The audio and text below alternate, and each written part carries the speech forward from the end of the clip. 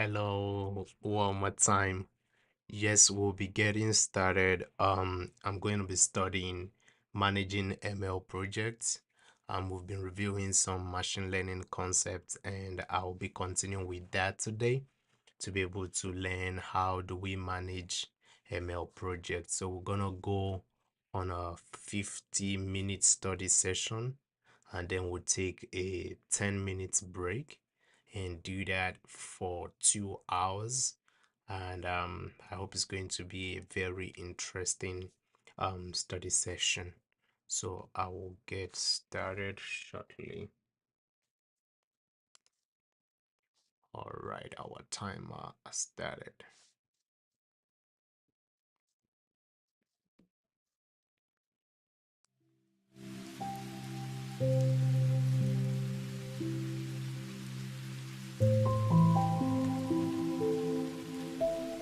All right. So we started this foundational course where we discussed um, introduction to machine learning crash course. We covered most of the topics in the intro where we talked about supervised learning. And then let's go back. We also discussed machine learning crash course where we covered a lot of topics: linear regression, logistic regression, classification. We didn't do working with data, but we did stuffs related to like neural networks, embedding, and all that good stuff. And we did large language models as well, and then the embeddings. So we are in this case where we are talking about production ML systems. So let's go there. This will take us quite some time. So to give us a depth into what does it look like to have our machine learning algorithm in production. So we do this today and just look at all of these processes. But we were encouraged that okay, we are good to go, we have all the prerequisites. So production ML systems, this will help us to appreciate the breadth of components in a production ML system. Pick the ideal training paradigm, static versus dynamic. Pick the ideal inference paradigm, static versus dynamic. And then how do we test our machine learning deployment? We are going to also cover that and see how all that plays out.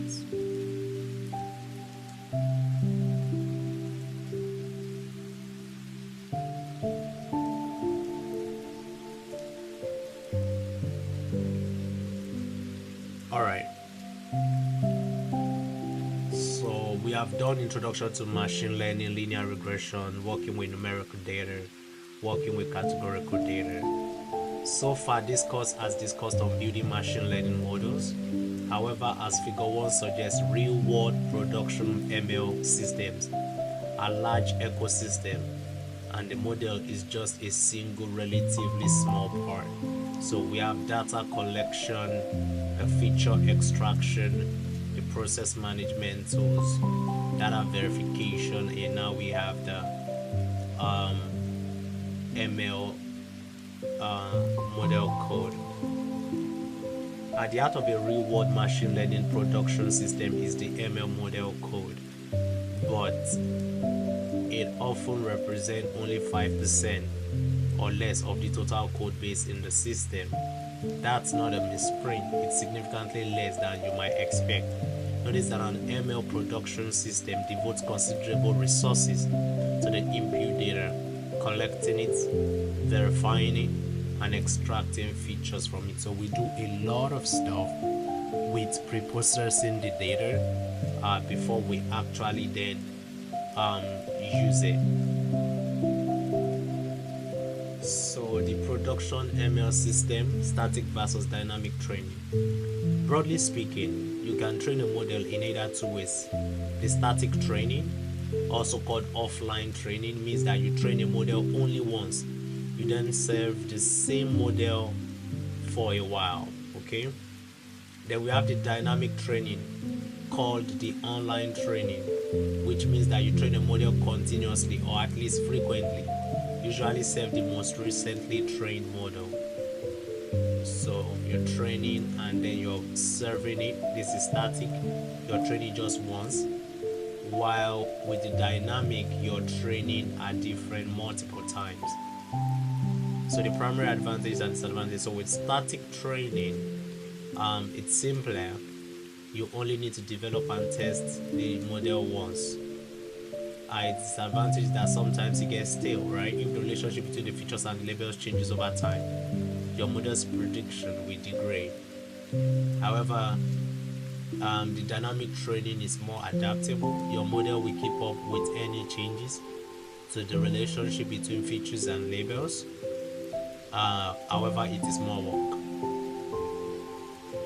Alright, if your data set truly isn't changing over time, choose static training because it is cheaper to create and maintain than dynamic training. However, data sets tend to change over time, even those with features that you think as constant, as say sea level. The takeaway, even with static training, you might still monitor your input data for change.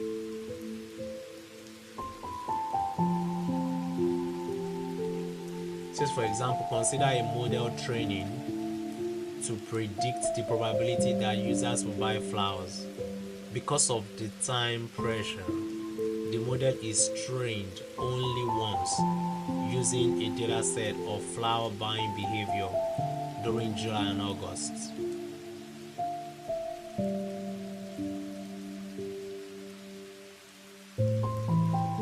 The model works fine for several months, but then makes terrible prediction around Valentine because user behavior during the floral holiday period changes dramatically. So if we are training the model that is going to just work during July and August, and because of that time pressure, but then the model works fine for several months, but during Valentine's Day, because a lot of people are buying flowers to exchange with their partners, that behavior changes. So which two, so we want to check our understanding. Which two of the following statements are true about static offline training? Very little monitoring of input data needs to be done at inference time. The model stays up to date as new data arrive. That is wrong. Offline training requires less monitoring of training jobs than online training. This is correct. It says you can verify the model before applying it in production. When it says at inference time, what is it talking about?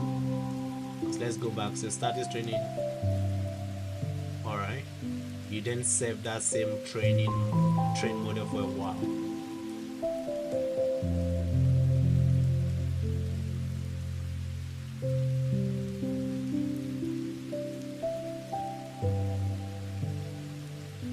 Okay.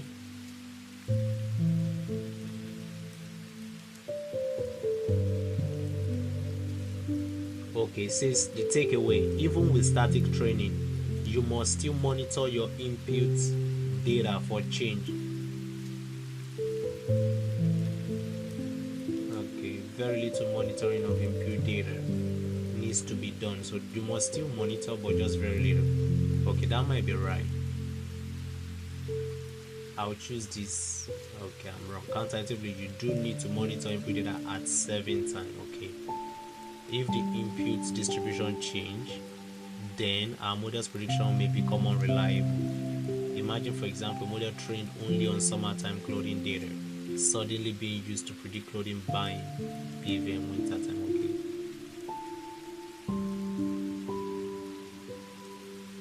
So you can verify. So offline training gives ample opportunity to verify model performance before introducing the model to to production. So I missed this part, but these are the two correct answers.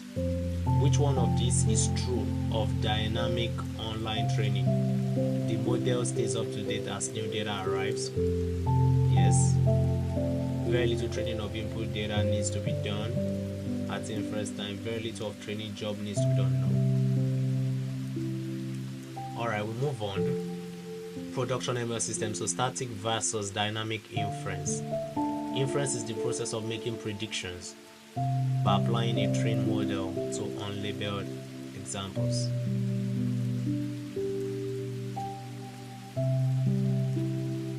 So static inference, also called offline inference or batch inference, means the model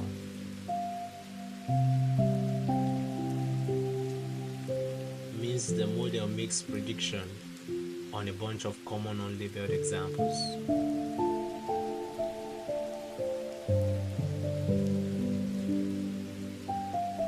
And then caches those predictions somewhere. So cache is like you're having some temporary storage. That's what caching, the concept of caching is about. So you're having some form of temporary storage. Dynamic inference, also called online inference or real-time inference, means that the model only makes predictions on demand. For example, when a client requests a prediction, okay?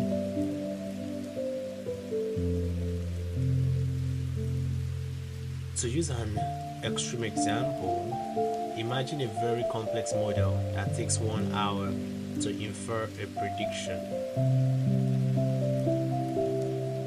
This will probably be an excellent situation for static inference. Okay, model that takes long time to make predictions. These are cached predictions.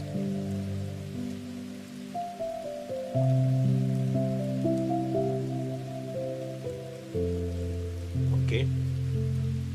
Suppose this same complex model mistakenly uses dynamic inference instead of static inference. If many clients request predictions around the same time, most of them will receive the prediction for hours. Okay. So it's caching it, so it has to be having some form of ways to retract the solution.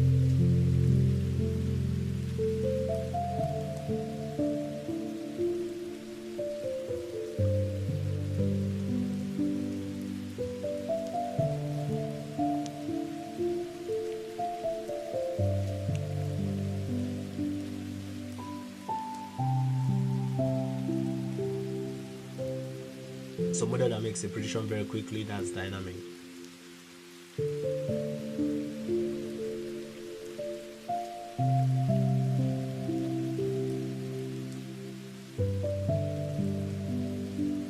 So static inference offers certain advantages and disadvantages. Advantages: don't need to worry much about cost of inference.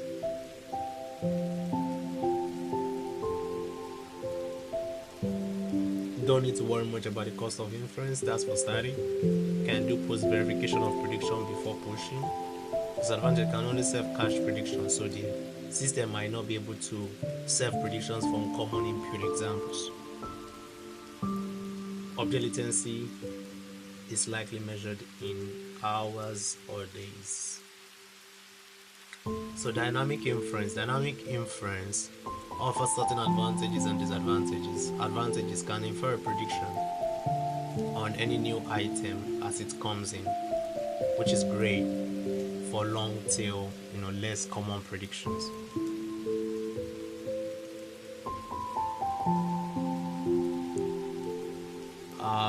Can infer a prediction on any new item as it comes in, which is great for long tail, that is less common prediction. The compute is intensive, definitely. For dynamic inference, the compute will be intensive because it's having to keep updating training, right? And latency sensitive.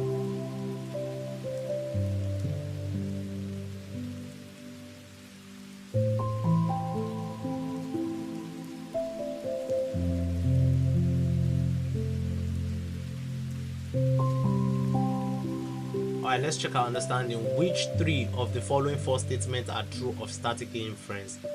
So for a given input, the model can serve a prediction more quickly than dynamic inference. Nope. The system can verify inferred prediction before serving them.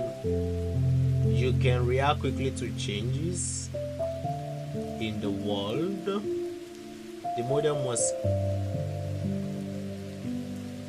The model must create predictions for all possible inputs. So let's go back to static inference.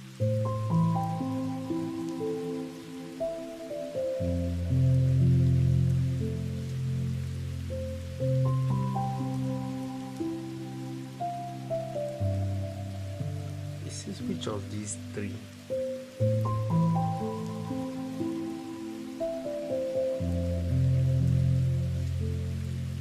Suppose this is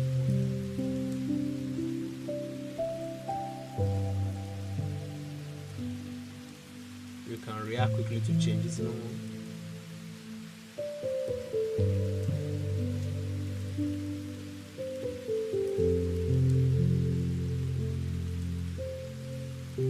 So you can't. But since you can serve it, why? Yes, static inference can almost always have predictions faster. Okay, since dynamic is one-to-one, so and it has already cached it. Oh yeah, that makes sense. Which one of these is true of dynamic inference?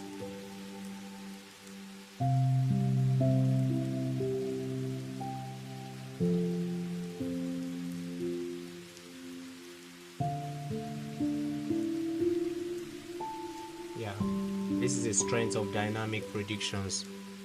Okay.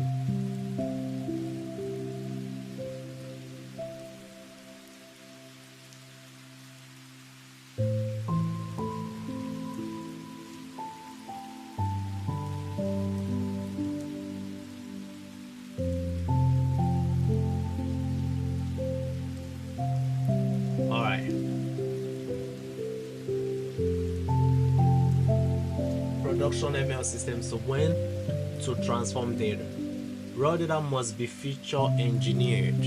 Feature engineering is the process whereby we are doing a lot of transformation on our data to prepare it to make it suitable for what we need it to do. Okay, when should you transform data? Broadly speaking, you can perform feature engineering during either of the following two periods: before training the model or while training the model. So when we transform data before training, in this approach we follow two steps. We write the code or use specialized tools to transform the raw data, and then store the transformed data somewhere that the model can ingest, such as on a disk. What is the advantage of this? The system transforms raw data only once.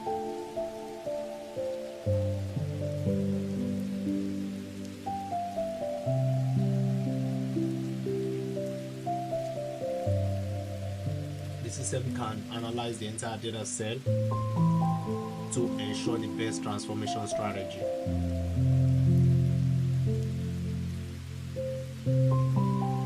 Disadvantage: most credit transformations are prediction time.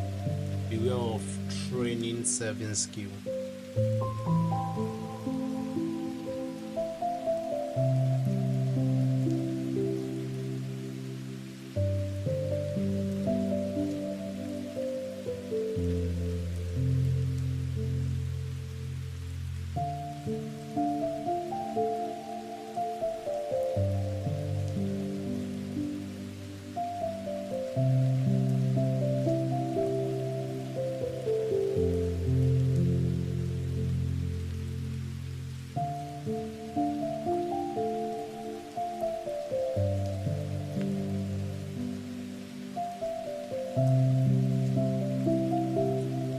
Training serving skill is more dangerous than your system is more dangerous when your system performs dynamic online inference. On a system that uses dynamic inference, the software that transforms the raw data set usually differs from the software that serves prediction, which can cause training serving skill. In contrast, systems that use static offline inference and sometimes use the same software. So how do you transform data while training? In this approach, the transformation is part of the model code. The model ingests raw data and transforms it.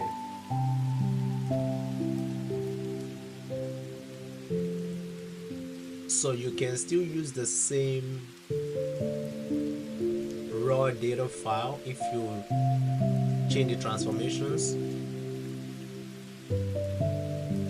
and you ensure the same transformations at training and prediction time.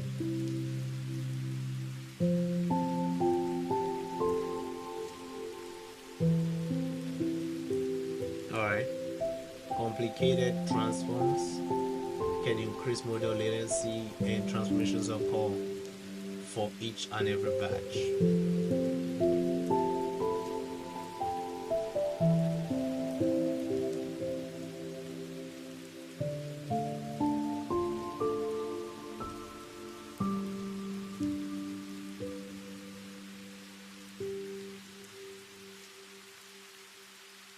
So Z-score normalization can be used to transform raw numerical code data.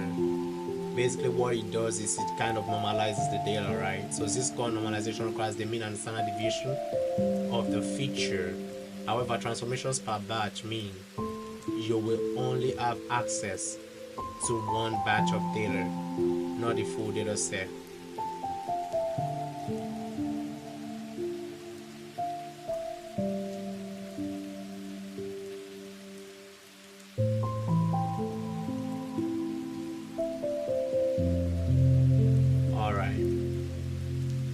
How do we deal with deployment?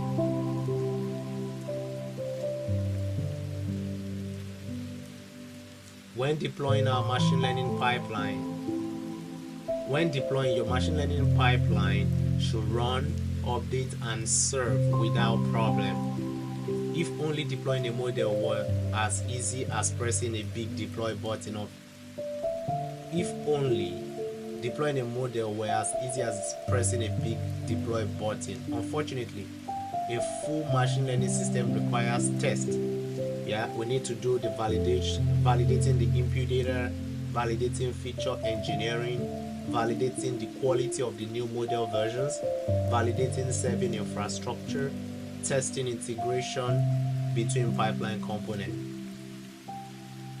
So many software engineers favor test-driven development. In test-driven development, software engineers write tests prior to writing the real source code. However, test-driven development can be tricky in machine learning.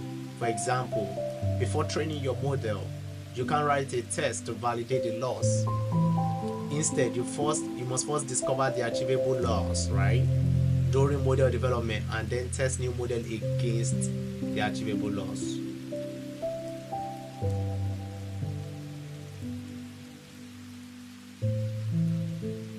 So we are talking about a unicorn model. You are using machine learning to build a classification model that predicts unicorn appearances.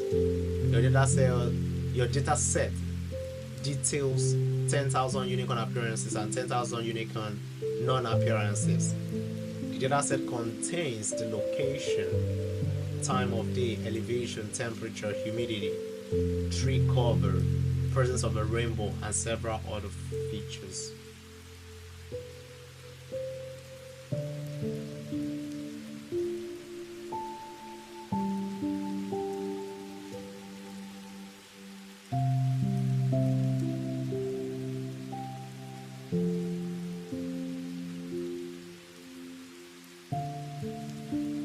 I test modeled updates with reproducible training.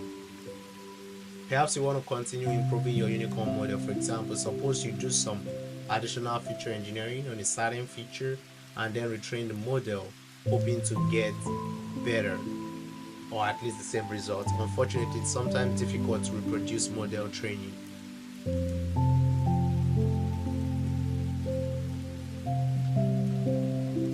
So to improve reproducibility, we follow this recommendation. We deterministically seed the random number generator, initialize model component, in a fixed order to ensure the component get the same random number from the random number generated on every run, and take the average of several runs of the model and use version control even for preliminary iteration, so you can pinpoint code and parameters when investigating your model and pipeline. So version control is like using GitHub or GitLab or Subversion or Mercurial, any of those version control tooling. So test calls to machine learning API.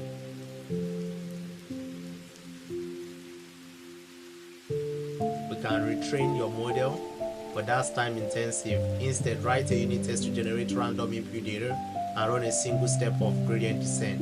If this step completes without errors, then any updates of the API probably haven't ruined your model.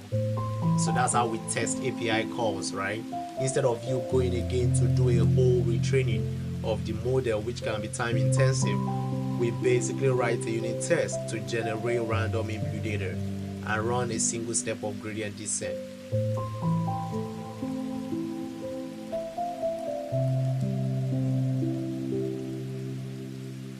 Write integration test for pipeline component. In an ML pipeline, changes in one component can cause errors in other components. Check that components work together by writing an integration test that runs the entire pipeline end to end.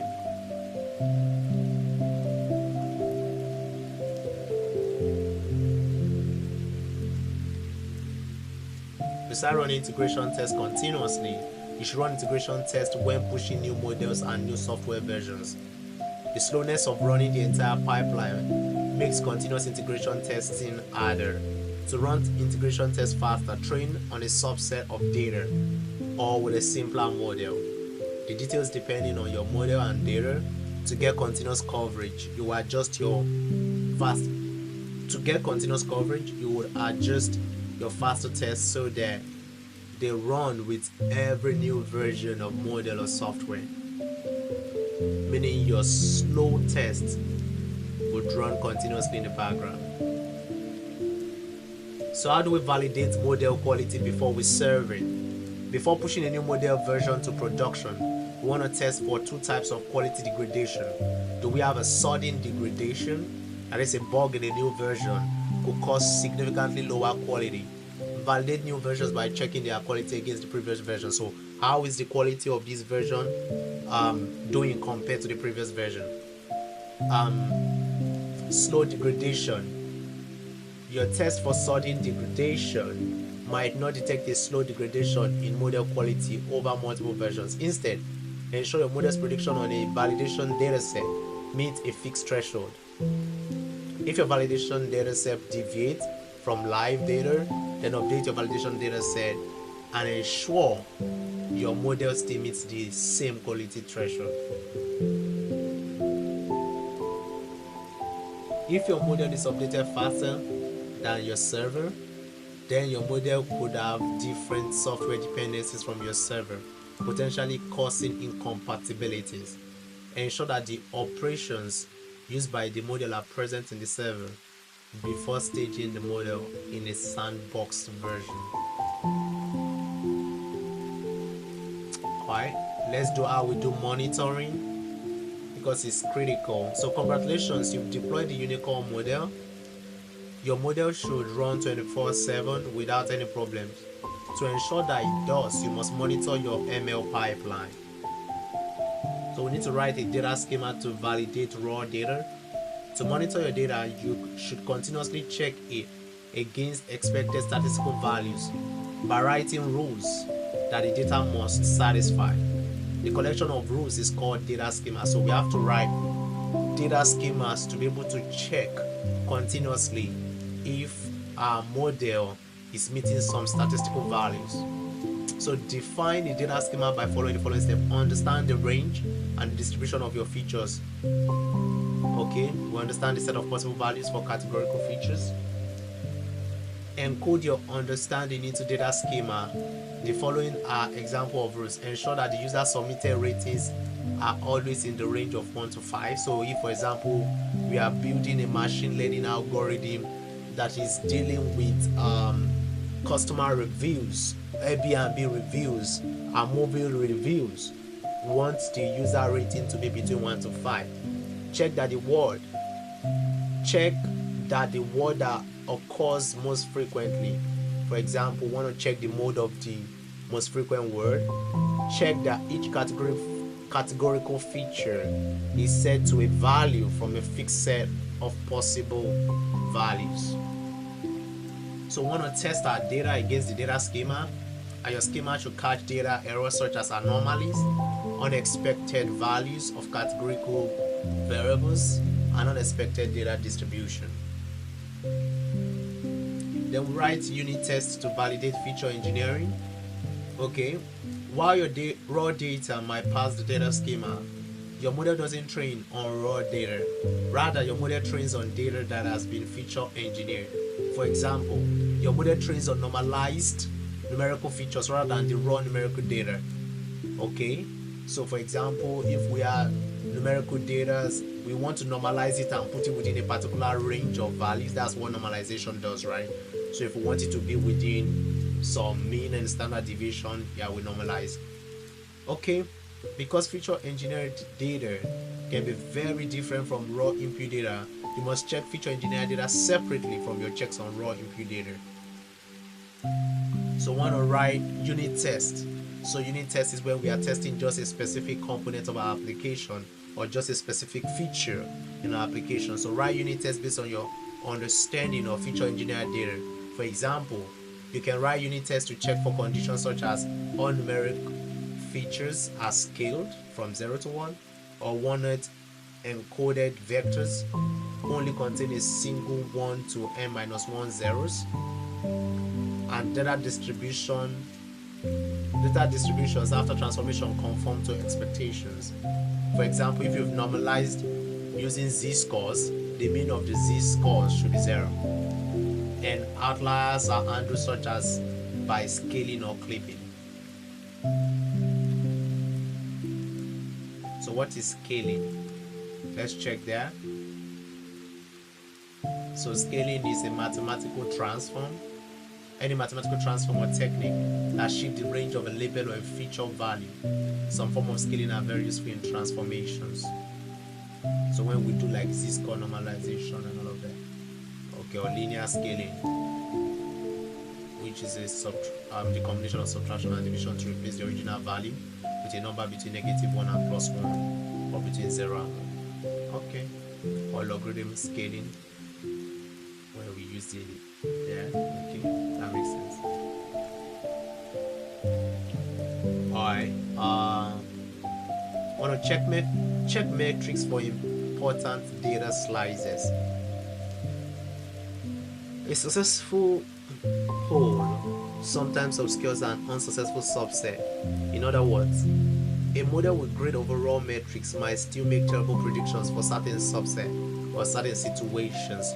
For example, your Unicode model performs well overall but performs poorly when making predictions for the Sahara Desert.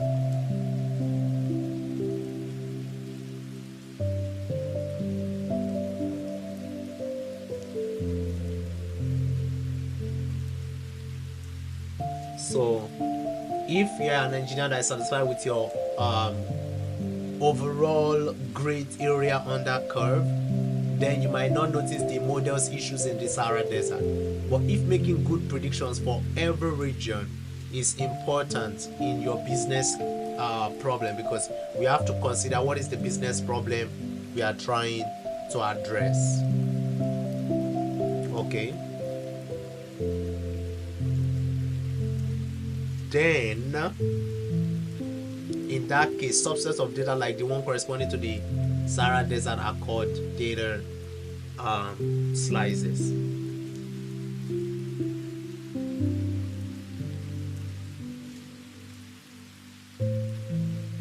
So we also need to use real-world metrics, right?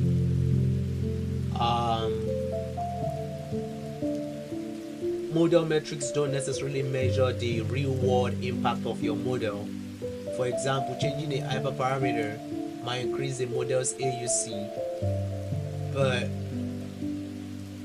how did the change affect user experience? Okay, To measure real world impact, you need to define separate metrics. For example, you could survey users of your model to confirm that they really did see a unicorn when the model predicted they would.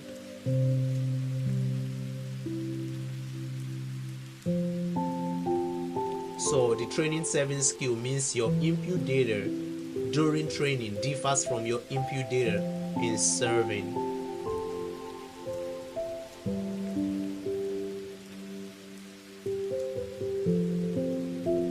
So let's see, for example, a schema skill. Training and serving data do not conform to the same schema. The format or distribution of the serving skill changes while your model continues to train on old data. Solution: use the same schema to validate training and serving data. Ensure you separately check for statistics, not checked by your schema, such as the fraction of missing values.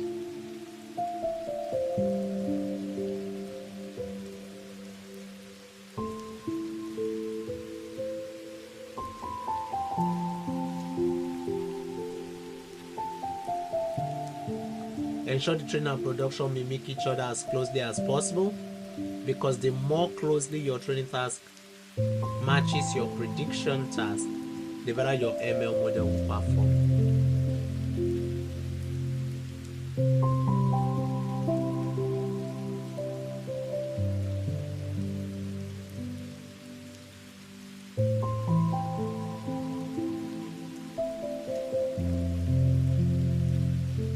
Suppose you have an online store and want to predict how much money you make on a given day. Your ML goal is to predict daily revenue using the number of customers as a feature. What problem might you encounter? I think, looking at what we've been discussing, to me, I would say that, for example, there are certain days like Black Friday and holiday season whereby there's definitely more traffic, of which if our data is trained on just all the different days of the year and not factoring those outlier scenarios, that might be an issue in our prediction. Alright, since the problem is that you don't know the number of customers at prediction time before the day's sales are complete, so this feature isn't useful. Even if the feature is strongly predictive of your daily revenue relatively when you are training a model and get amazing evaluation metrics like 0.99 AUC, look for those sort of features that can bleed or blend into your label. Okay, that's something also critical. Label leakage means that your ground truth labels that you're trying to predict have inadvertently entered your training features. Label leakage is sometimes very difficult to detect.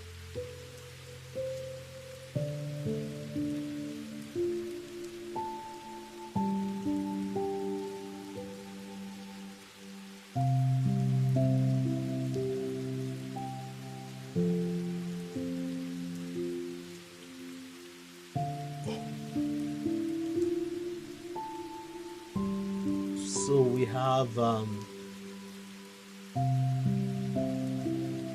suppose you have a binary classification model to predict whether or not a new hospital patient has cancer.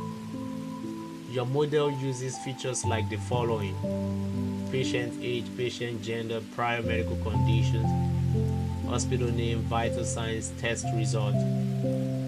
Heredity. The label is as follows: Boolean. Does the patient have cancer? You partition the label, the data carefully, ensuring that your training set is well isolated from your validation set and test set. The model performs exceedingly well on the validation set and test set. The metrics are fantastic. Unfortunately, the model performs terribly on new patients in the real world. Why did this model that excel on the test set fail miserably in the real world? I think because we already have from this data prior medical conditions and test results, which gives a clue on the fact that the patient might have actually had cancer. Okay, since one of the model's feature is hospital name, certain hospitals specialize in treating cancer. Okay, during training, the model quickly learned that patients assigned to certain hospital very likely had cancer, so hospital name became a highly weighted feature. That makes sense. I didn't consider that. At inference time, most patients haven't yet been assigned to a hospital. After all, the purpose of the model is to diagnose the presence or the absence of cancer, and to then use that diagnosis to assign the patient to an appropriate hospital. Consequently, during inference, the hospital name feature wasn't yet available, and the model was forced to rely on other features. That makes sense.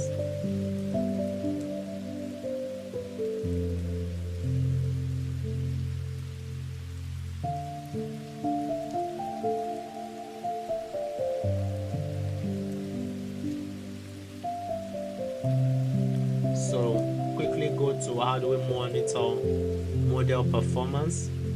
It says your unicorn appearance predictor has been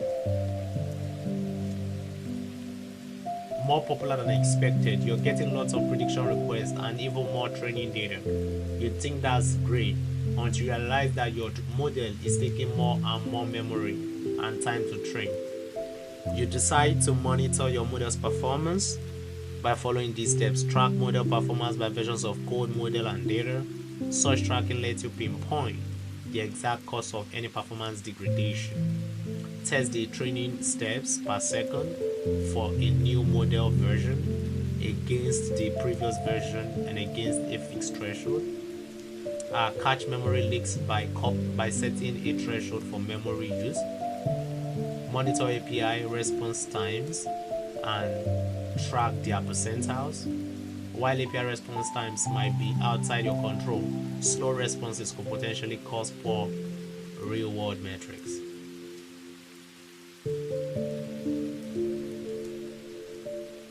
Monitor the number of queries answered per second.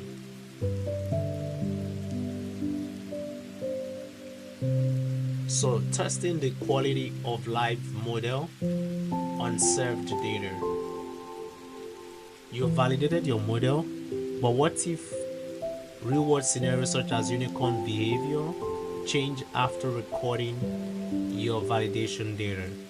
Then the quality of your served data will degrade. However, testing quality in serving is hard because real-world data is not always labeled.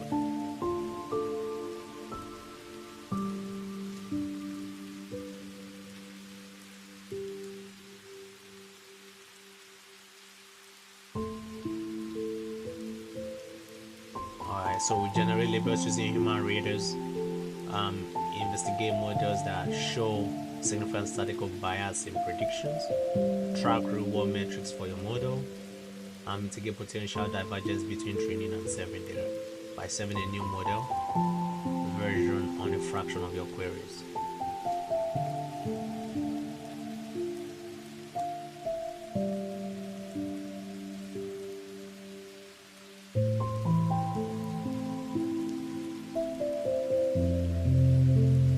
Make your data generation pipeline reproducible. Say you want to add a feature to see how it affects model quality. For a fair experiment, your data set should be identical except for this new feature.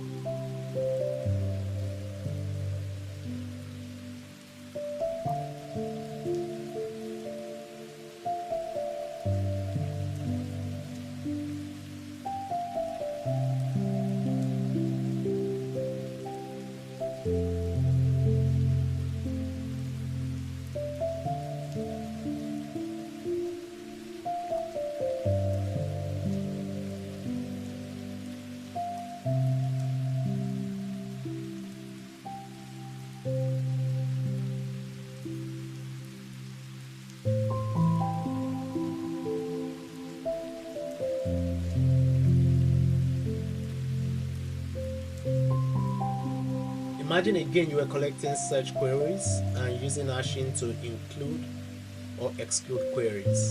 If the hash key only use the query, then across multiple days of data, you would either always include that query or always exclude it.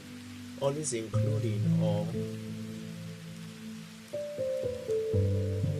always excluding a query is bad because your training set will see a less diverse set of queries, and your evaluation set will be artificially high because they won't overlap with your training data.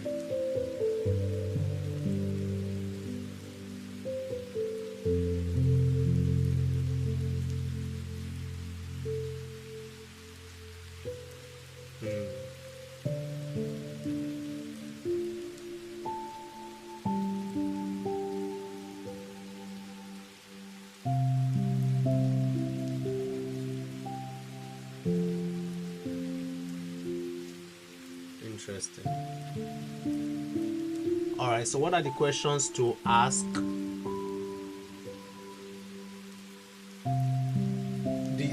This lesson focuses on questions you should ask about your data and model in production systems. Is each feature helpful? You should continuously monitor your model to remove features that contribute little or nothing to the model's predictive ability. If the input data for that feature abruptly changes, your model's behavior might also abruptly change in undesirable ways. Also consider the following related questions. Does the usefulness of the feature justify the cost of including it? It's always tempting to add more features to the model.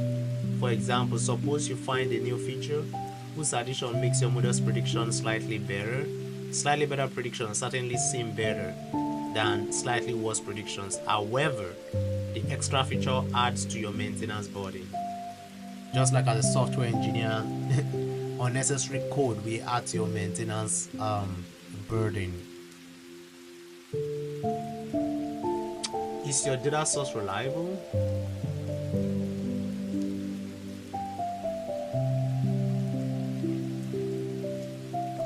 Some questions to ask about the reliability of your input data.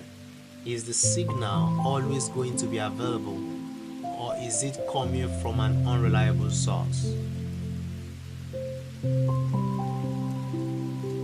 Is the signal coming from a server that crashes under heavy load? The signal coming from humans that go on vacation every August?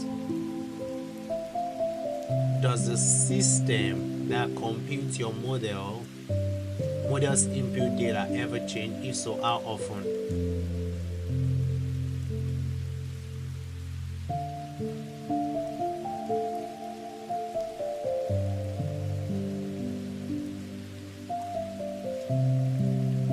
Is your model part of a feedback loop? Sometimes a model can affect its own training data. For example, the result from some models in turn become directly or indirectly input features to that same model.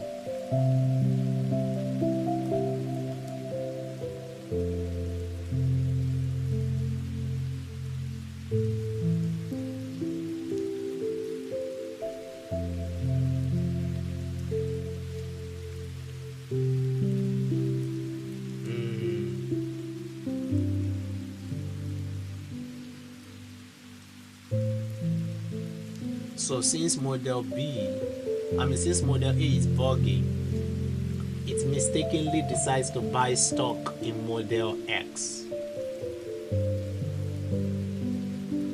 In stock X, those purchases drive up the price of stock X. Model B uses the price of stock X as input feature, so model B can come to some false conclusions about the value of stock X. Model B could therefore buy or sell shares of stock X based on buggy behavior of model A. Model B's behavior in turn can affect model A possibly triggering a tulip mania or a slide in the company X's stock. So check our understanding. Which three of the following models are susceptible to a feedback loop? A university ranking model that rates schools in part by their selectivity, the percentage of students who applied that were admitted. An election result model that forecasts the winner of a mayoral election by surveying 2% of voters after the polls have closed. A book recommendation model that suggests novels its user may like based on their popularity.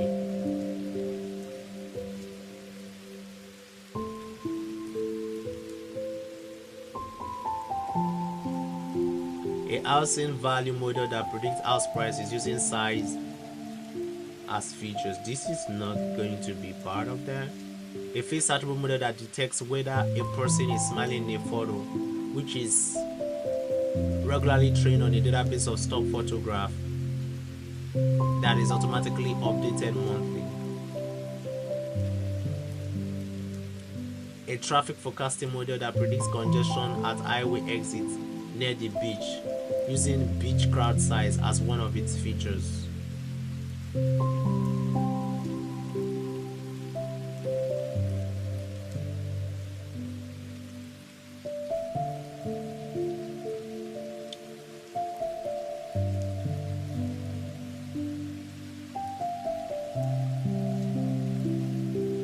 I would say this. Yeah. The model's ranking may drive additional interest to top-rated schools, increasing the number of applications they receive. If these schools continue to admit the same number of students, selectivity will increase. The percentage of students admitted will go down. This will boost the school's rankings, which will further increase prospective student interest and so on.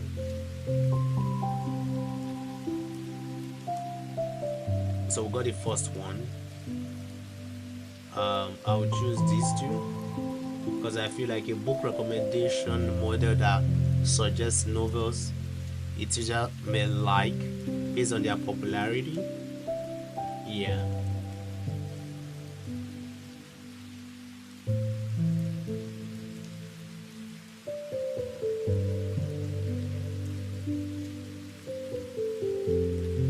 I'll choose this. I might be wrong, but I'll choose it. Yeah, some beachgoers are likely to base their plans on the traffic forecast. If there's a large beach crowd and the traffic is forecast to be heavy, many people may make alternative plans. This may depress the beach turnout, resulting in a lighter traffic forecast, which then may increase attendance and the cycle repeats. Alright, so want to test our knowledge.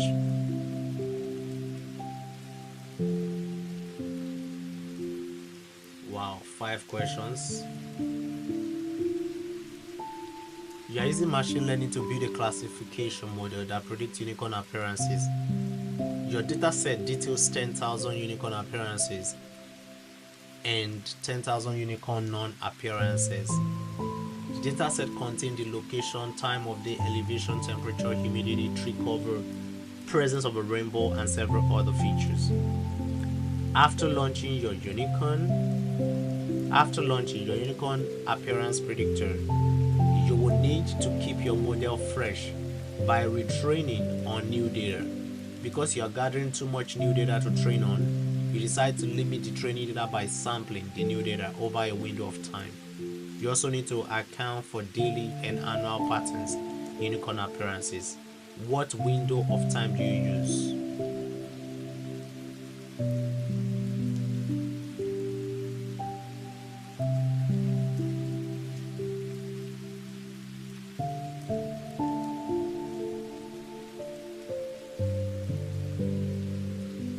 So after launching your unicorn appearance predictor,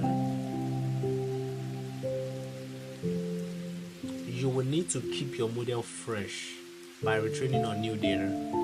Because you're gathering too much new data to train on, you decide to limit the training data by sampling the new data over a window of time.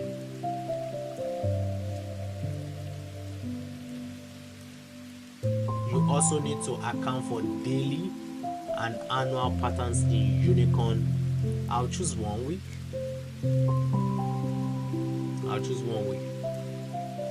You launch your unicorn appearance predictor, it's working well. You go on vacation and return after 3 weeks to find that your model quality has dropped significantly.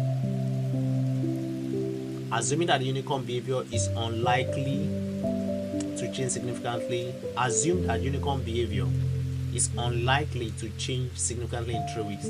What is the most likely explanation for the decrease in quality?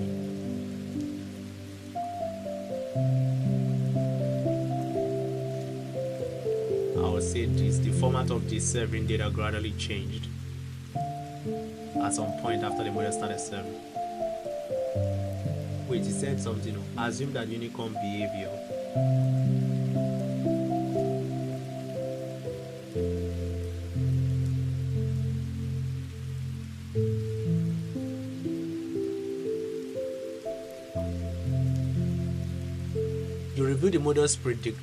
you review the model's predictions for Antarctica and discover the model has been making poor predictions there since the model was released into production. Which of the following could be the cause of the problem?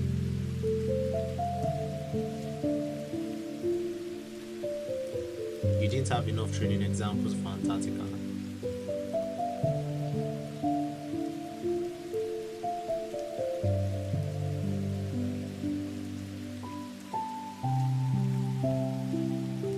Your unicorn appearance predictors have operated for a year.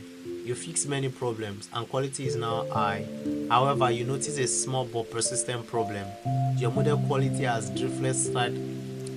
drifted slightly lower in urban areas.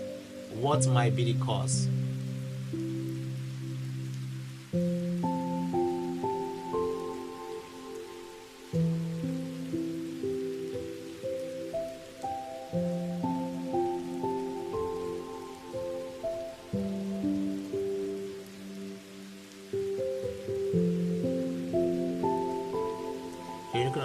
Predictors of the year, you fix many problems and quality is now high. However, you notice a small but persistent problem. Your model quality has drifted slightly lower in urban areas. So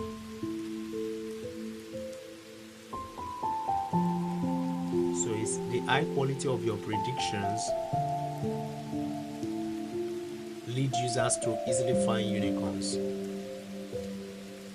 affecting unicorn appearance behavior itself. I would say this. Through all your troubleshooting, you've greatly improved the quality of the unicorn's model's predictions, and as a result, usage has increased tenfold. However, users are now complaining that the model is extremely slow. Inference requests typically take more than 30 seconds to return predictions. Which of the following changes could help solve the problem? So we can switch the model from dynamic inference to static inference. Alright, moment of truth. Okay, I got this.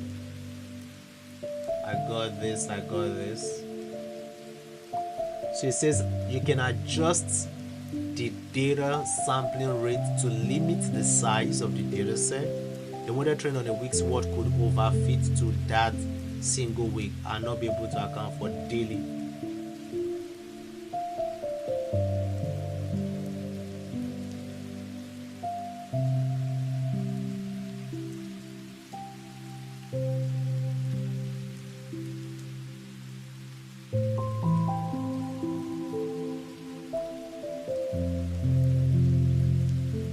After learning, you will keep your model fresh by training on new data. Because you're gathering too much new data to train on, you decide to limit the training data by sampling the new data over how many were you getting?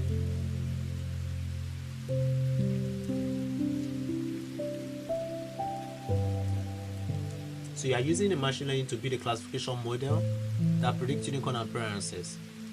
Your dataset retains 10,000 unicorn appearances and 10,000 non-appearances. The dataset contains the location, the time of day, elevation, and all of this. After launching your unicorn predictor, you will need to keep your model fresh by retraining on new data. Because you're gathering too much new data to train on, you decide to limit the training data by sampling the new data over a window of time.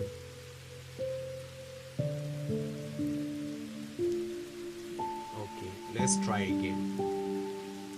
So in this case, I will choose 1 day.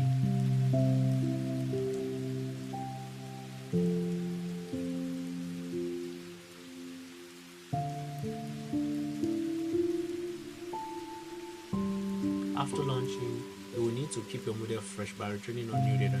Because you're gathering too much new data to train on, you decide to limit the training data by sampling new data. So you've already trained.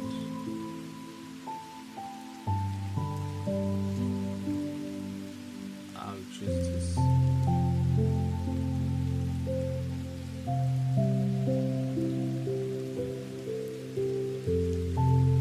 I think I got that. I think I got this. So it said your unicorn predictor has operated for a year. You fixed many problems and quality is now high. So this might be feedback. I'll switch the model from dynamic. Alright, we got everything now. So we're able to correct our mistakes.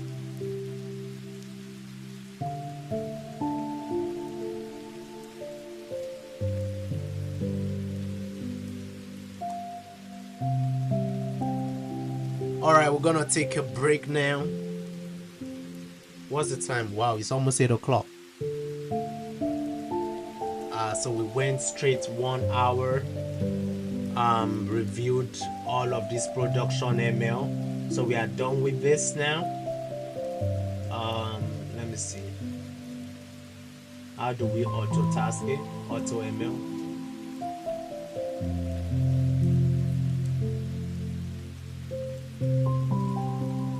Alright, so the next thing we wanted to cover, let's go back to the foundational course. So this was what we just did.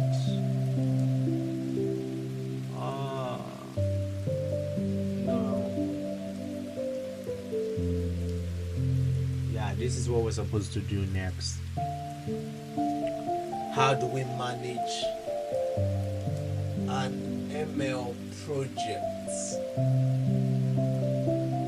So we'll get back. We get back shortly. We take a 5 minutes break.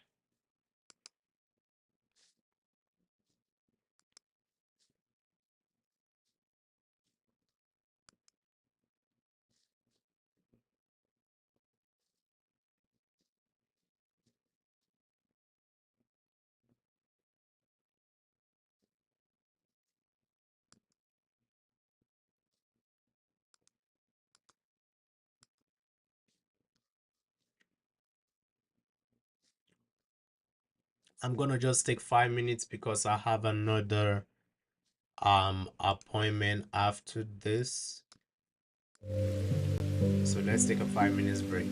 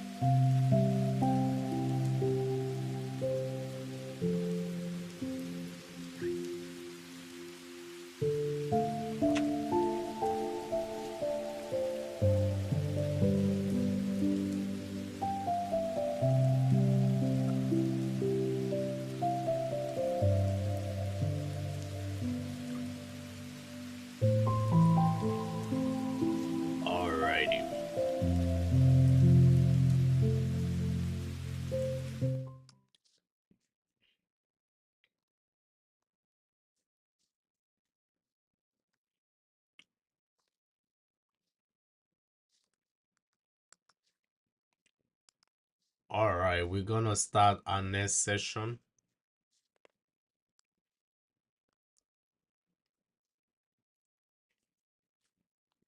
Managing ML projects. Managing ML projects shows you how to manage, a machine learning project as it progresses from an idea to a production-ready implementation. This course will cover the ML developmental phase and the roles and skills typically found on the ML team. Okay. It discusses strategies for working with stakeholders and provide details on how to plan and um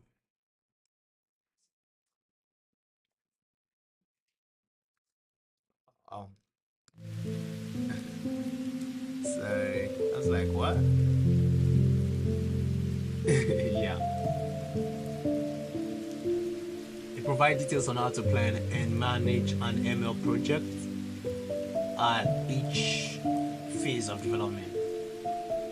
By demystifying the complexities inherent in ML projects, the course provides a solid theoretical framework for managing ML projects. The course focuses on traditional ML models.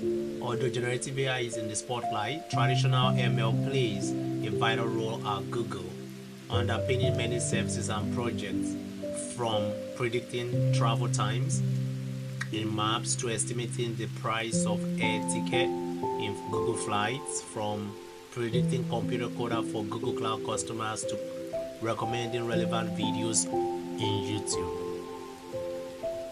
So machine learning is very critical. So in general, the principles for managing traditional ML projects are identical for managing generative AI projects. But where there's a significant difference, the course provides relevant generative AI advice and guidance. So we have done the introduction to machine learning. We've also done the crash course. Sometime next week or before the weekend, we'll be able to actually do the real coding part.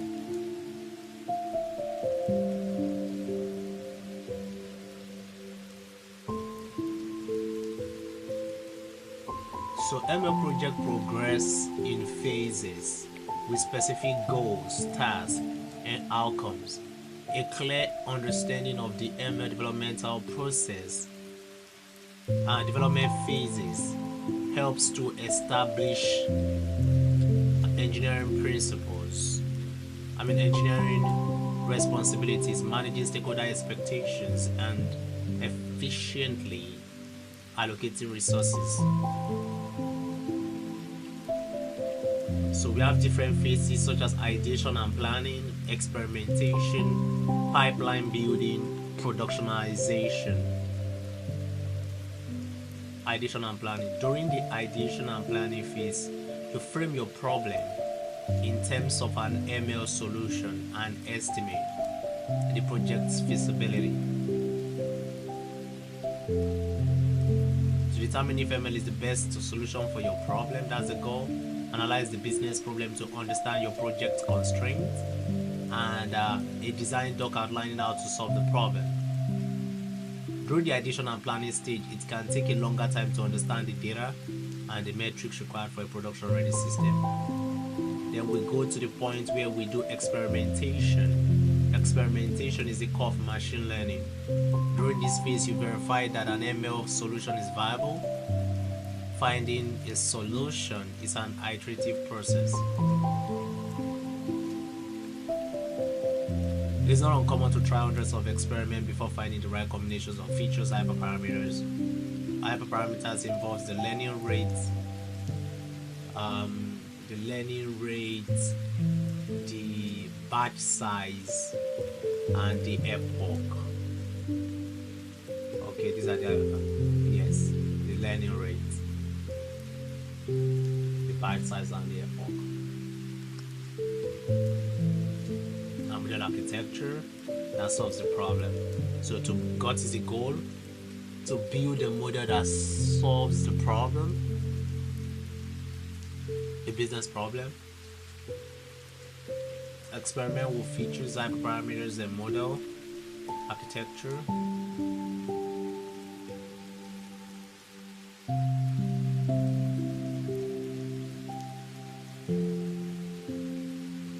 Alright.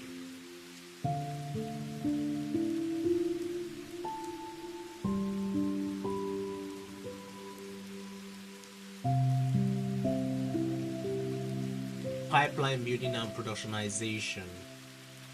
During the pipeline building and productionization phase, you build pipelines for processing data, training a model, and serving predictions. You then deploy the model and pipelines into production.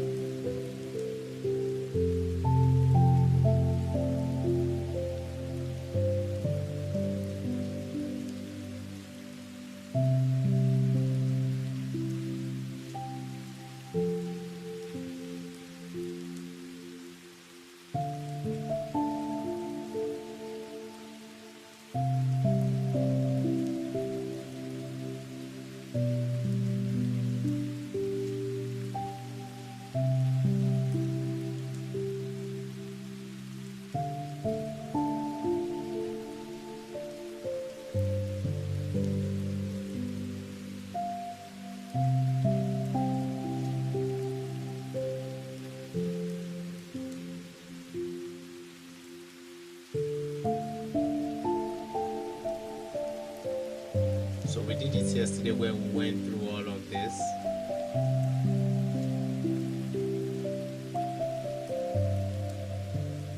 And before spending time drafting a design doc, you should first verify. We did this yesterday. So assembling an ML team, this talks to us about the different people that play a key role in machine learning project. So machine learning project require teams with members who have a range of skills, expertise, and responsibilities related to machine learning. These are the most common roles found on a typical ML team.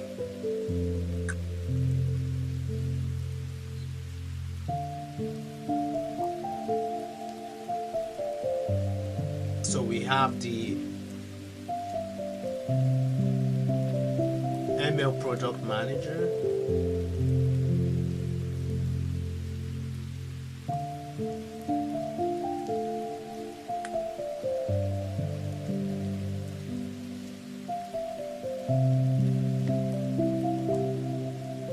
ML product managers have a deep understanding of ML strengths and weaknesses and the ML developmental phase and developmental process. They align business problems to ML solutions by working directly with the ML team. Then we have the engineering manager.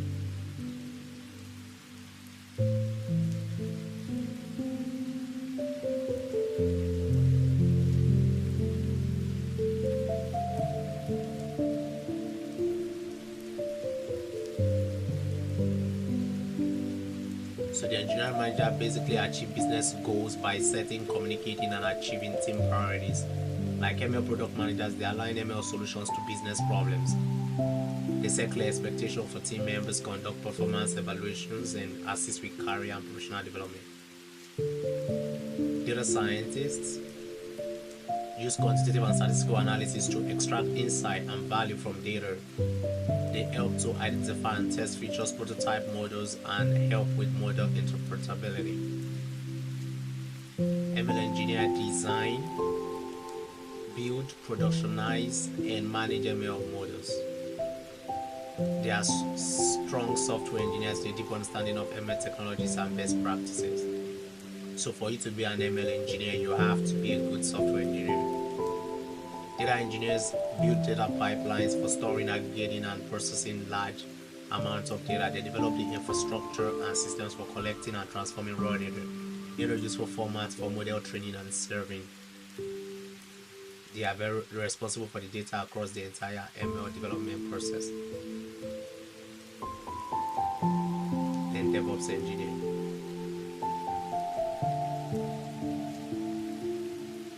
So how is data generated for the model? How do we examine, evaluate, and visualize the data? These are process docs that define the tool infrastructure and processes the team we'll use for ML development. How do we modify an input feature or label in the training data? How do we customize the data generation, training, and evaluation pipeline? How do I change the model architecture to accommodate changes in input features or labels? How do we obtain testing examples? What metrics will we use to judge model quality? How do we launch our model in production? How will we learn if something is wrong with our model? What upstream system do our models depend on? And how do we make SQL maintainable and reusable? There are more potential questions that we can look at to think of, from model training, productionalization, monitoring, maintenance, pipeline, SQL. This is designed by Google engineers, so this is definitely solid stuff.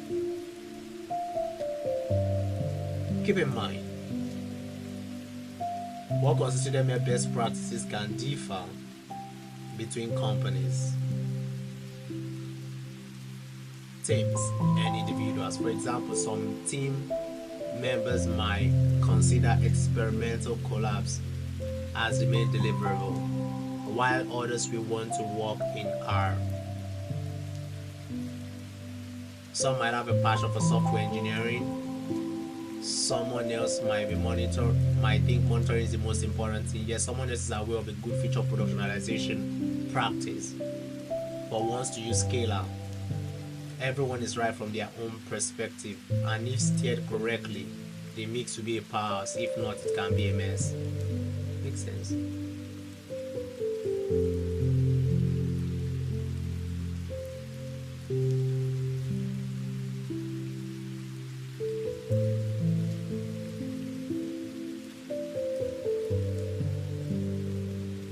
How do we work with stakeholders? ML projects have multiple stakeholders with varying level of involvement and responsibility.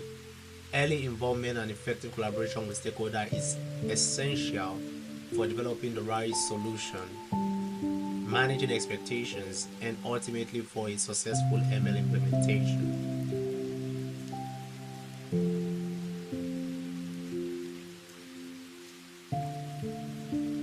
As early as possible, define your project stakeholders, the expected deliverables, and the preferred communication methods. Be sure to include them in your list of stakeholders, as well as other teams who need to approve aspect of your ML solution.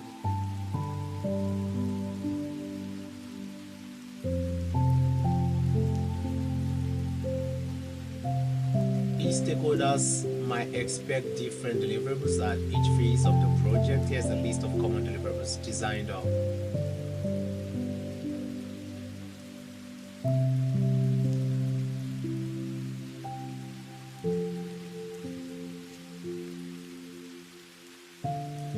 Before you write a line of code, you most likely create a design doc that explains the problem, the proposed solution, the potential approaches, and the possible risk. Typically, the design doc functions as a way to receive feedback and address questions and concerns from the project stakeholders.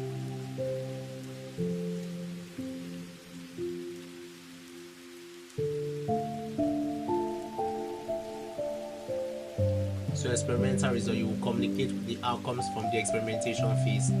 You will include the record of your experiments with the hyperparameters and metrics, and the training stack and save versions of your model at certain checkpoint.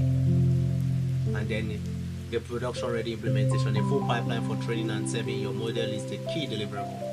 At this phase, create documentation for future engineers that explain modeling decisions, deployment, and monitoring specifics.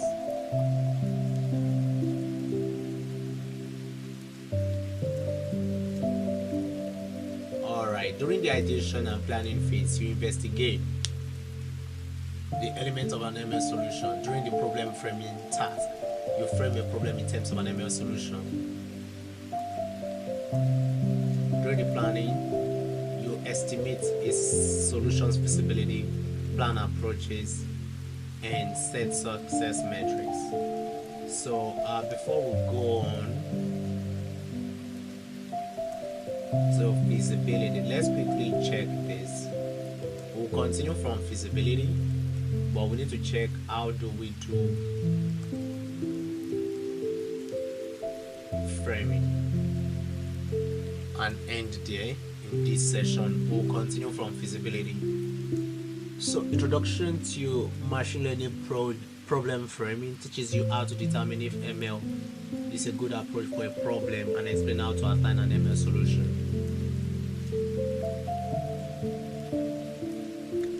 Problem framing is the process of analyzing a problem to isolate the individual elements that need to be addressed to solve it. Problem framing helps determine your project's technical feasibility and provides a clear set of goals and success criteria. When considering an ML solution, effective problem framing can determine whether or not your product ultimately succeeds.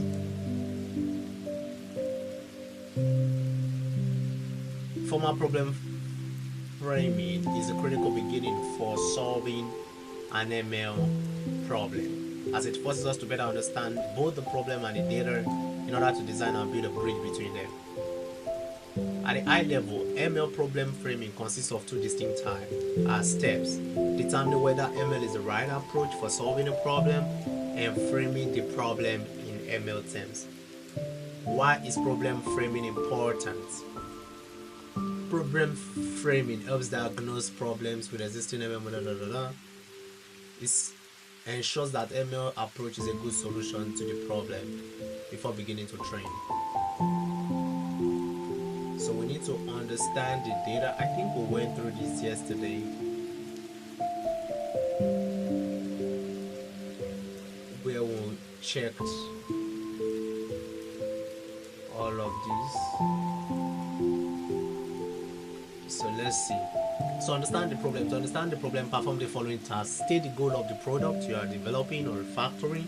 Determine whether the goal is best solved using predictive ML, generative AI, or a non-ML solution.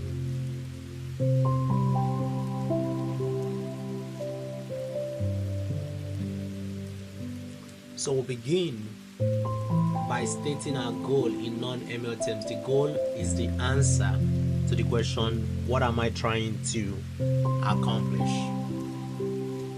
So do we want to build weather app, calculate precipitation in 6-hour increments for a geographical region, fashion app, generate a variety of shirt designs, video app, recommend useful videos, mail app, detect spam, financial app, summarize financial information from multiple news sources.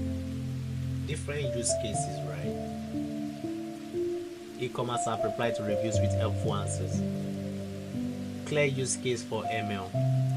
Some view ML as a universal tool that can be applied to all problems. In reality, ML is a specialized tool suitable only for particular problems. You don't want to implement a complex ML solution when a simple non-ML solution will work. We can divide it broadly into two: predictive ML and generative AI. Predictive ML makes a prediction, for example, classifying an email as spam or not spam, guessing tomorrow's rainfall, or predicting the price of a stock. The output can typically be verified against reality. Typically uses lots of data to train a supervised, unsupervised, or reinforcement learning model to perform a specific task.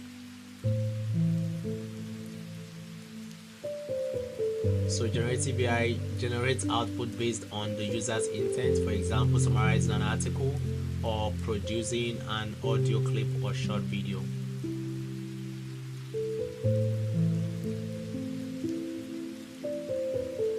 Typically uses lots of unlabeled data to train a large language model or image generator to fill in missing data.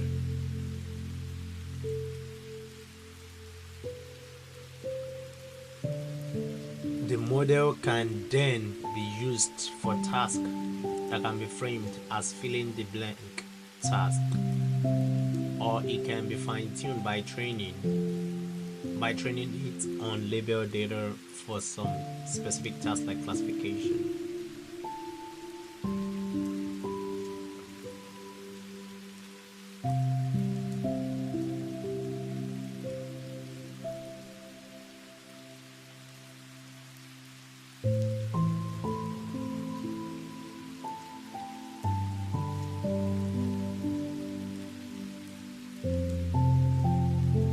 how we consider quality and constant maintenance. How much better do you think an ML solution can be?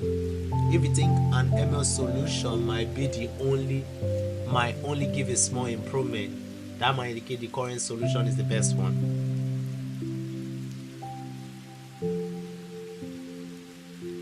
Cost and maintenance. How expensive is the ML solution in both the short and long term?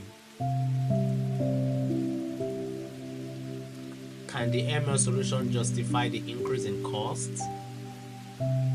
So if we are doing like a recommendation engine, and basically we know that if we are able to give our customer good content to watch, they are going to keep coming back to our platform. We know definitely that's a good ML problem.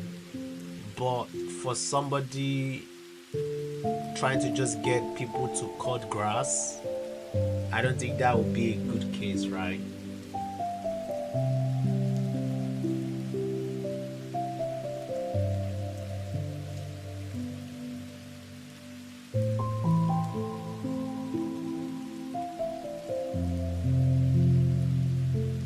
Yep.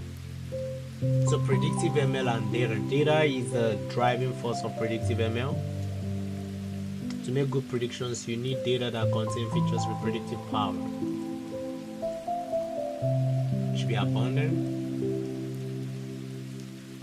The more relevant and useful examples in your dataset, the better your model will be.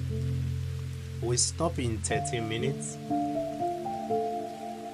so we might not go all the way to 2 hours.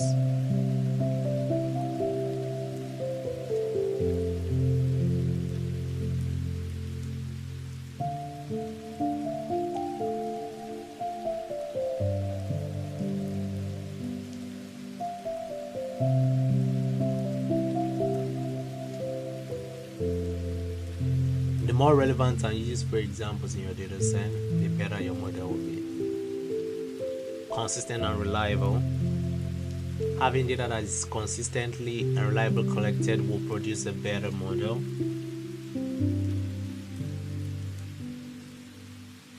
Trusted. Understand where your data will come from. Will the data be from trusted sources you control, like logs from your product, or will it be from sources you don't have much insight into, like the output from another ML system?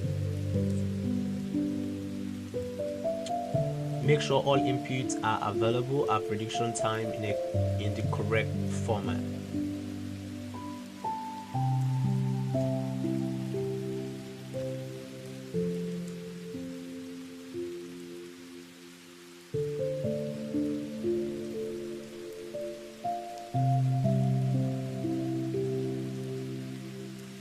In large data set, it is inevitable that some labels will have incorrect values. But if more than a small percentage of labels are incorrect, the model will produce poor predictions.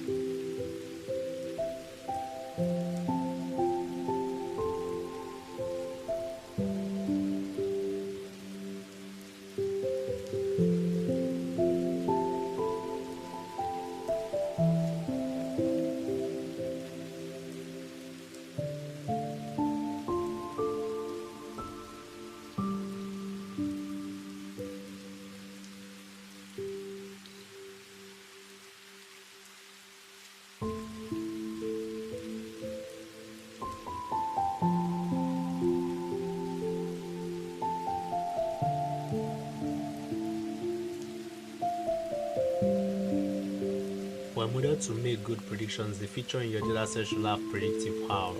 The more correlated a feature is with a label, the more likely it is to predict it. Some features will have more predictive power than others. For example, in a weather data set, features such as cloud coverage, temperature, and dew point will be better predictors of rain than moon phase or day of the week.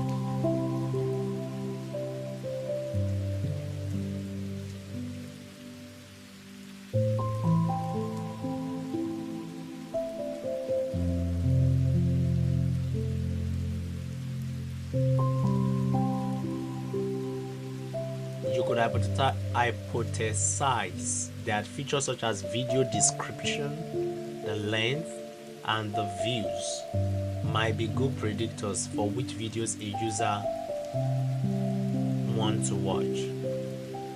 Most likely, people these days want to watch shorter videos, so long videos, they're gonna be like, no.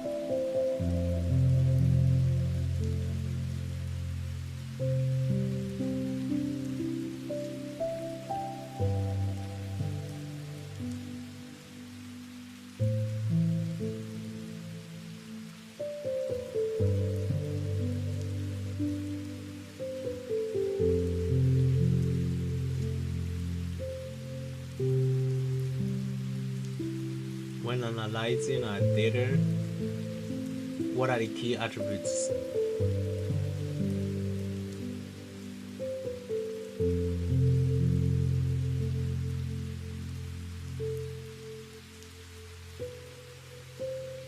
Representative of the real world, that's correct.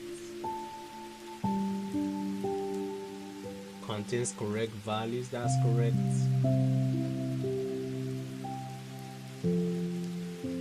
I think it has predictive power.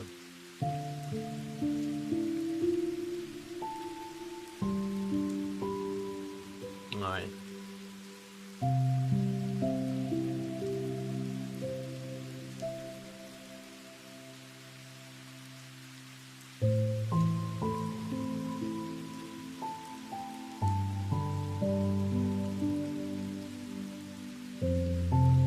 Your product should take action from the model's output.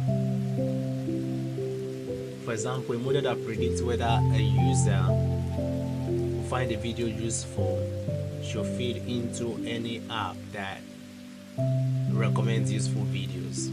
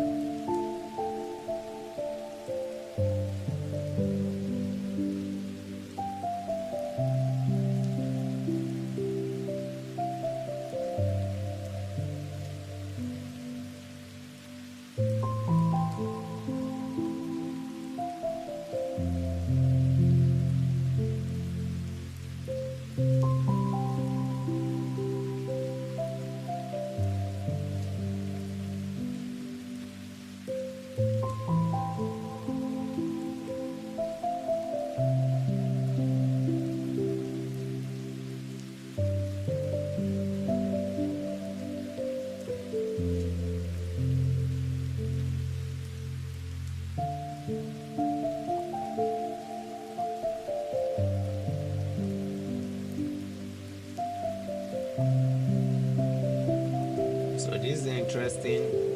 Both cases could work.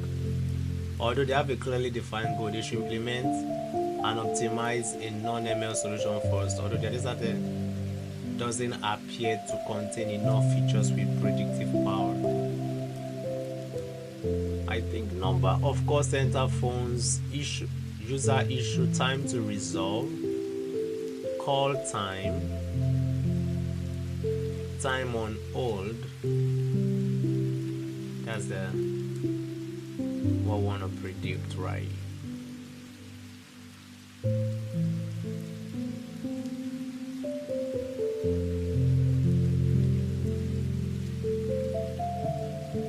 Yeah, I think they should use ML because it will save them more time if they can know who is gonna take 2 minutes, who is gonna take 45 minutes. Alright, so we are at framing.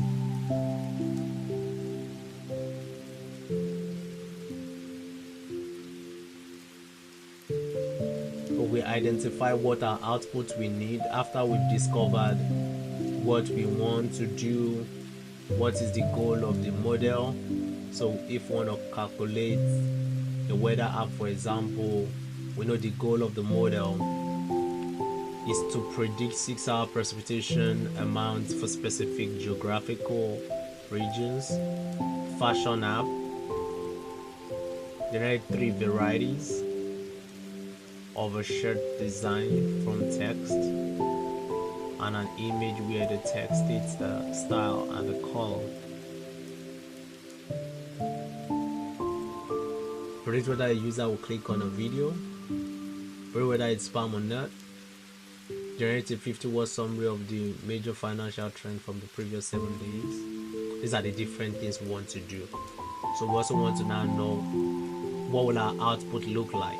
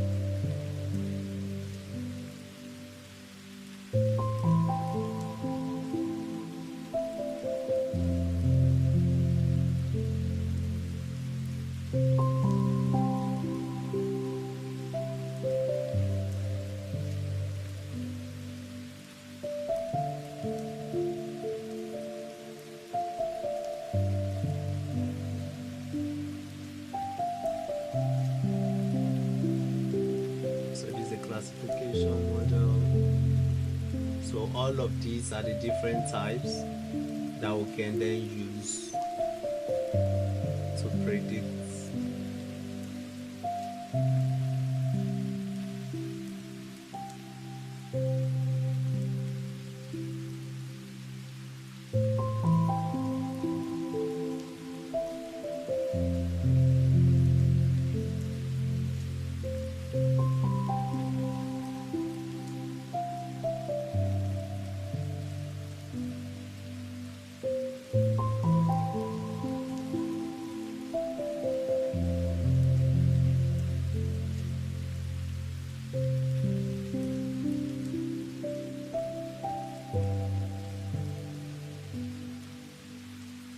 Success metrics. What is fine?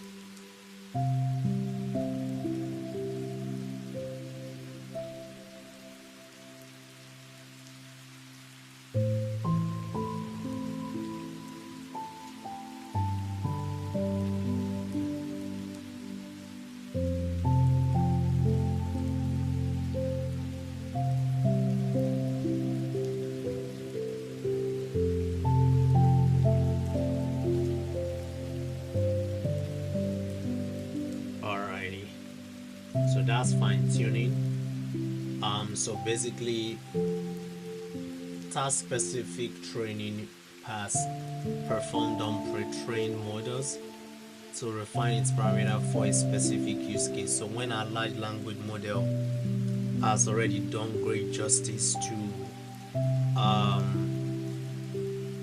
be trained, then when we are talking of fine-tuning, we are training that pre-trained data to perform a specific task, such as responding to medical queries. That is fine-tuning. Fine-tuning typically involves hundreds or thousands of examples focused on the specific task.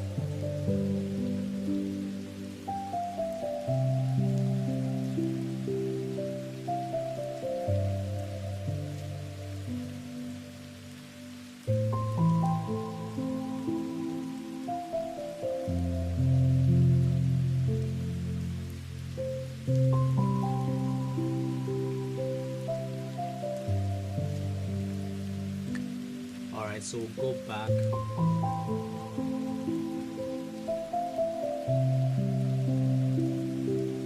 So I will pause here. Okay, this was where we were when we now went to framing. Let's go back to framing now. So we are in framing. So we've been able to choose regression models are unaware of product-defined threshold. Therefore, if your app's behavior changes significantly because of small differences in a regression model's prediction, you should consider implementing a classification model instead.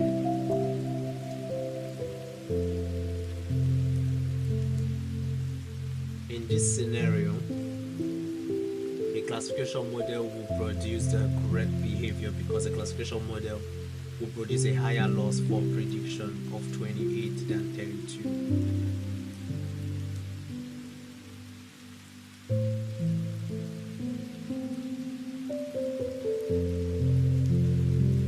In this scenario, classification model will produce the correct behavior. Okay, this scenario highlights two important points. Predict the decision.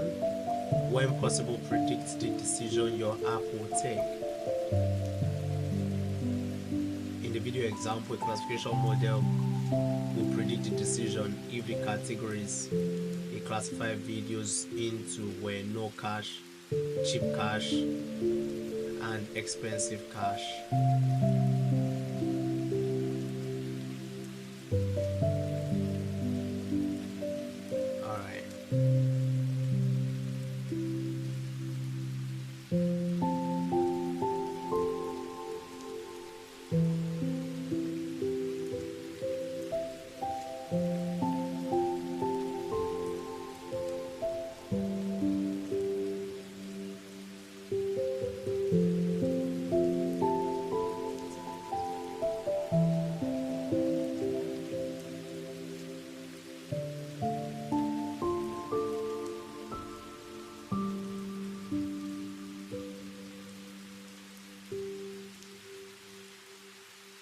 All right.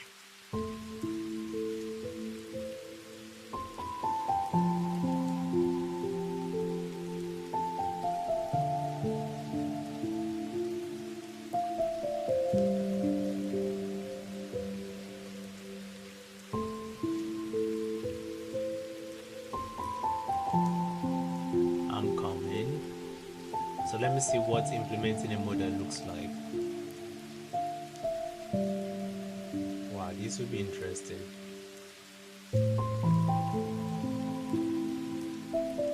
What does this look like?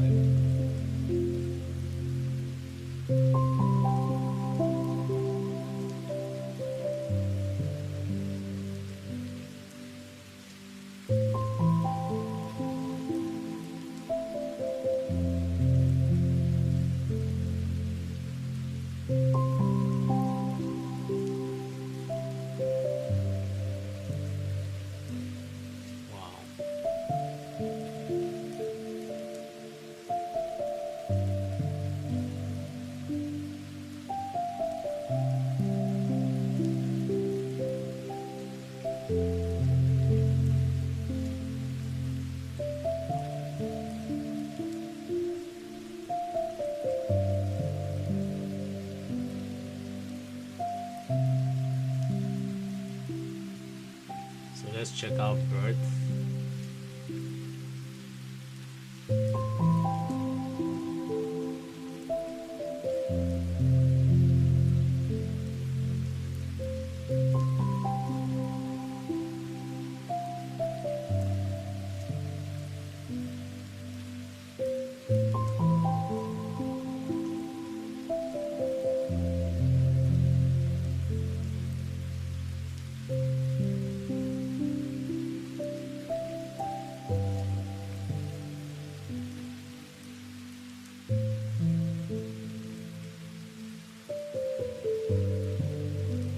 Quite interesting, right? So that's how we implement the model and then do all the deployment. So basically we come back here as we come towards an end of this revision. So what does proxy labels mean? Proxy labels substitute for labels that aren't in the dataset. Proxy labels are necessary when you can directly measure what you want to predict. In the video app, we can directly measure whether or not a user will find a video useful. It would be great if the dataset had a useful feature and the user marked all the videos that they found useful.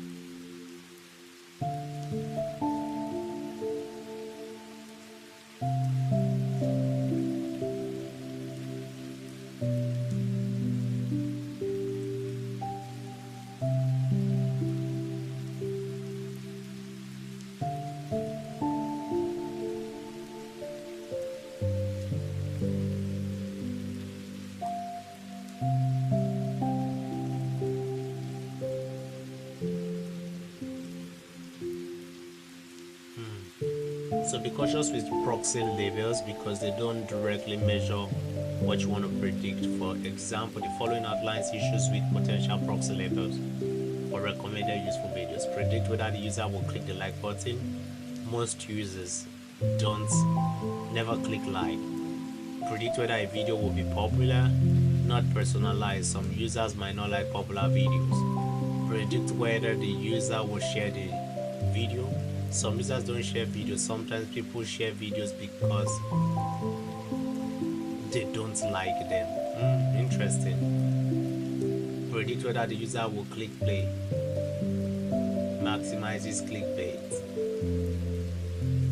Predict how long they watch the video. Favors long video differentially over short videos. Predicts how many times the user will rewatch the video. Favors rewatchable videos over video genre that aren't rewatchable. No proxy label can be a perfect solution for your ideal outcome. All will have the potential problems.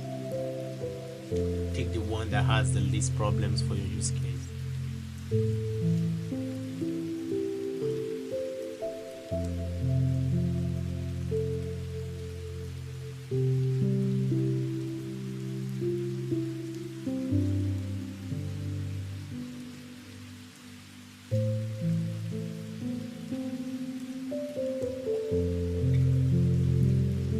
The company wants to use ML in their health and well-being app to help people feel better. Do you think they need to use the proxy labels to accomplish their goals?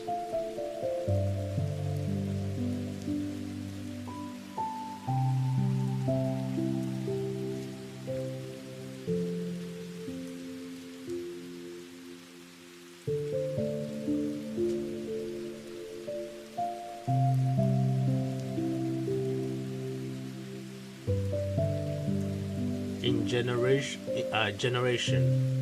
In most cases, you won't train your own pre-trained model. Your own generative model, because doing so requires massive amount of training data and computational resources. Instead, you will customize a pre-trained generative model. To get a generative model to produce your desired output, you might need to use one of the following techniques: distillation. To create a smaller version of a larger model, you generate a synthetic labeled dataset from the larger model that you can use to train a smaller data. Generative models are typically gigantic and consume substantial resources like memory and electricity. Distillation allows the smaller, less resource-intensive model to approximate the performance of the larger model. Fine-tuning or parameter-efficient tuning. To improve the performance of a model on a specific task, you need to further train the model on a dataset that contains example of the type of output you want to produce.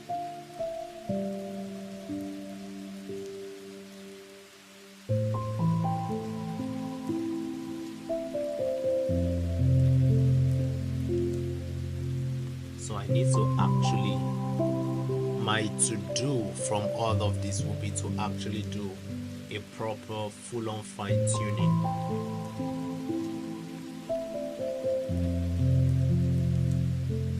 I love that.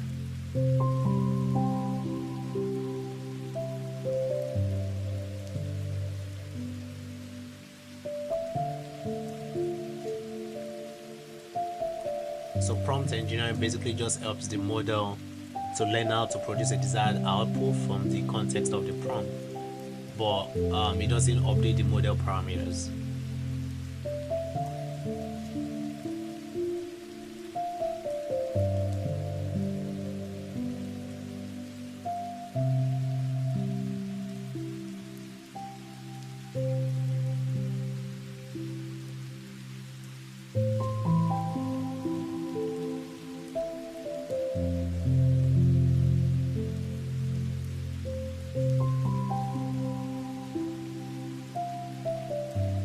What will be the success metrics?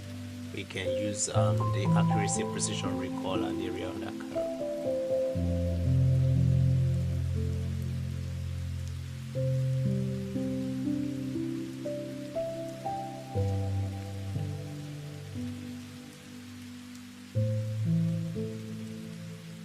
So a fashion firm wants to check, I want to sell more clothes.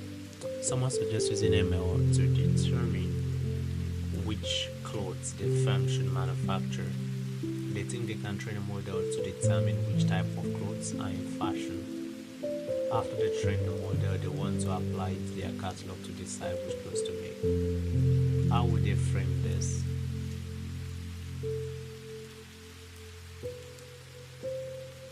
So the ideal outcome will be to determine which products to manufacture, predict which articles of clothing are in fashion, binary classify in fashion or not in fashion, and the success metric sell 70% or more of the clothes made. I would choose this. Yep. So then we go to implementing the model, which we reviewed already, and then the summary and next steps.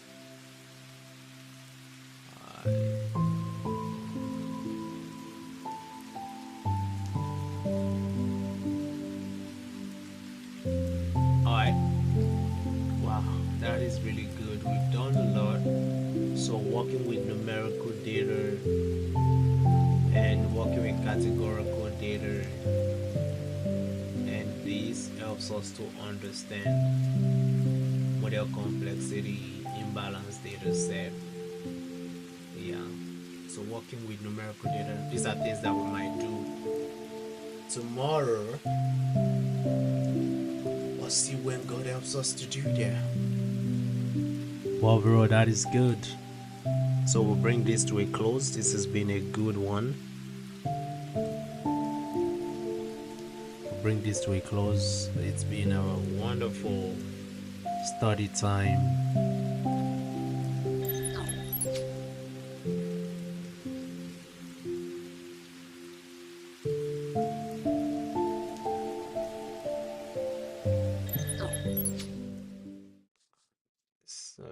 Pause this. Nope. Let me remove it.